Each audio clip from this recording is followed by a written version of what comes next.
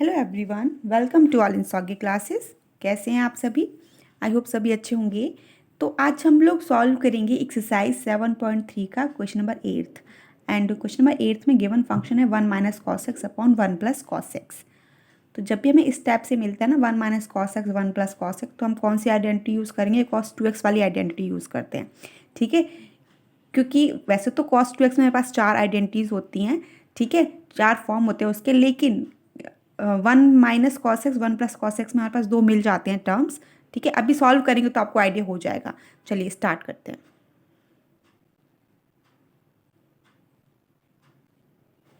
तो हमने ये फंक्शन लिख लिया। ठीक है, अब आपको आइडेंटिटी तो पता ही है। ठीक है, तो हम लिख लेंगे जो भी आइडेंटिटी है उसको लिखेंगे, फिर उसको सिंप्लीफाई करके इंटीग्रेट कर लेंगे। तो सबसे पहले लिखेंगे वी नो दैट, क्योंकि देखते ही पता चल रहा है कि कॉस 2x वाली आइडेंटिटी यूज़ होगी।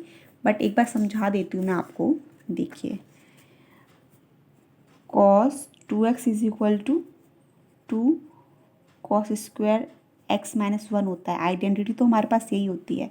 ठीक है, ये होती है आइडेंटिटी। लेकिन मैंने आपको पहले भी बताया हुआ है कि यहाँ एंगल होता है डबल। यहाँ 2x है तो यहाँ एंगल हो जाता है हाफ, यहाँ x रह गया। ठीक है, अगर हमारे पास यहाँ 12x होता तो यहाँ 6x आ जाता। अगर हमारा यहाँ पर सिर्फ क्या होगा, cos x होगा, तो ये हो जाएगा 2 cos square x upon 2 minus 1, ये हो जाएगा। तो इस वाली आइडेंटिटी को हम डिफरेंट डिफरेंट टाइप से यूज़ कर लेते हैं अकॉर्डिंग टू क्वेश्चन। ठीक है, तो अभी हमारे पास यहाँ cos x है, तो हम क्या करेंगे, इस आइडेंटिटी को cos x के फॉर्म में लिखकर cos x is equal to 2 cos square x upon 2 minus 1 लिख लेंगे। ठीक है, तो ये चीज़ आपको समझ आ गई होगी। मैं इसी को लिखूंगी अब। ठीक है, जब आपको ये आइडेंटिटीज वगैरह सब कुछ अच्छे से पता होगा तो आप भी इसको डायरेक्टली ही यूज़ करेंगे।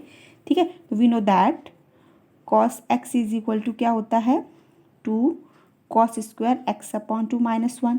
ठीक है, हम यहाँ से क्या करेंगे, 1 जो भी वैल्यू आएगी 1 प्लस कॉस एक्स की वैल्यू आएगी हमारी, क्योंकि हम 1 को इस साइड ट्रांसफर करेंगे तो क्या आ जाएगा, 2 cos square x upon 2 is equal to cos x plus 1 आ गया।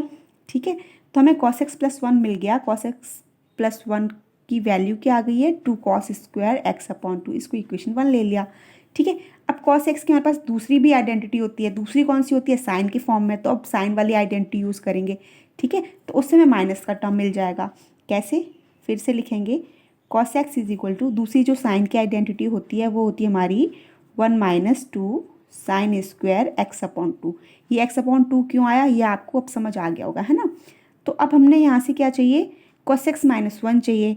तो क्या करेंगे, यहाँ से आ जाएगा 2 sine square x upon 2 is equal to cos x. क्या आएगा यहाँ से हमारे पास, इसको यहाँ लेकर आइए, यहाँ आएगा 1 माइनस कॉस एक्स आ गया। ठीक है, 1 माइनस कॉस एक्स आ गया हमारे पास। अब हमारे इसको इक्वेशन नंबर 2 ले लेंगे।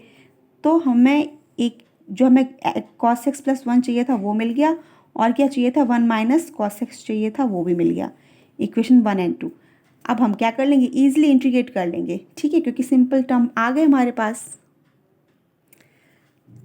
अब हम इंटीग्रेट कर लेंगे। देयरफॉर अब जो भी फंक्शन गिवन है वो फंक्शन लिखेंगे, 1 minus cos x upon 1 plus cos x d x, ये लिख लिया।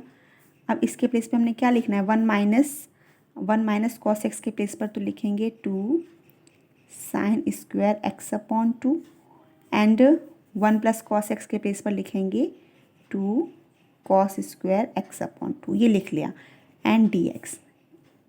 क्यों लिखा है वो भी लिख देंगे। ठीक है, क्यों लिखा है, फ्रॉम इक्वेशन 1 एंड 2 से हमारे पास ये वैल्यू आई है। जो भी ये वैल्यू आई है किस आई, फ्रॉम इक्वेशन 1 एंड 2 से आई है। किसकी value, 1 minus cos x and 1 plus cos x की, वो लिख लिया। अब आपको देखते ही पता चल गया, 2 से 2 कैंसिल हो गया। Sine square x upon 2 cos square x upon 2 क्या आ जाएगा हमारे पास, simple tan square x upon 2 d x, ये आ गया।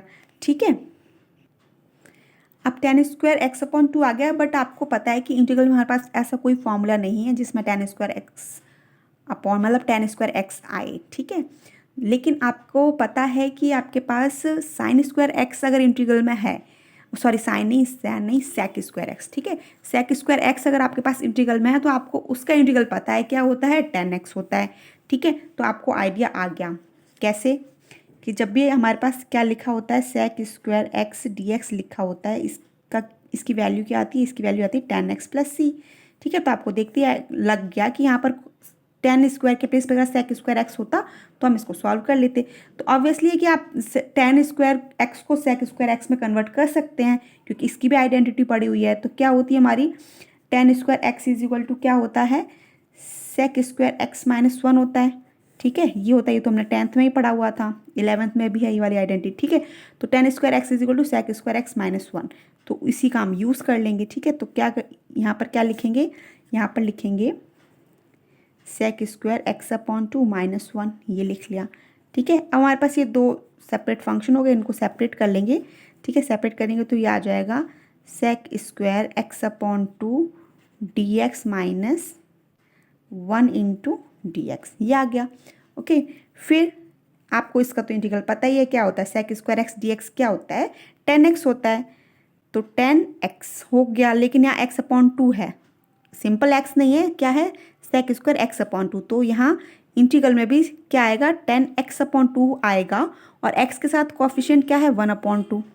मैंने बताया है ना कि जब भी x के साथ एक्स्ट्रा कुछ कोफिशिएंट होता है वो अपॉन में आता है, डिवीजन में आता है इंटीग्रल में। ठीक है, बट डिफ्रेंशिएशन में वो मल्टीप्लिकेशन में आता था।